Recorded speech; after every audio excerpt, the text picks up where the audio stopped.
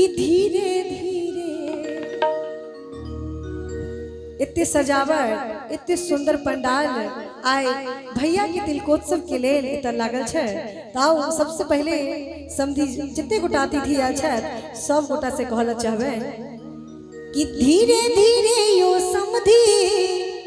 कि धीरे धीरे यो हमरा दुआरा पर एबै समझी धीरे धीरे हमरा दुआरा पर एबै समझी धीरे धीरे धीरे धीरे यो समझी धीरे धीरे धीरे धीरे यो समझी धीरे धीरे हमरा दुआरा पर एबै समझी धीरे हमरा दुआरा पर एबै समझी धीरे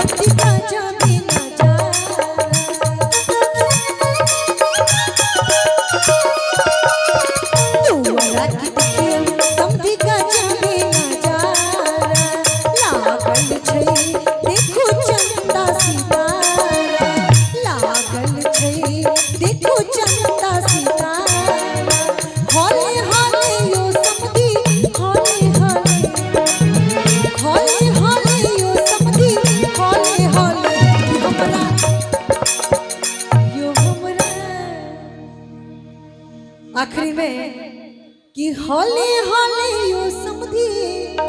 कि हौले हौले यो हमरा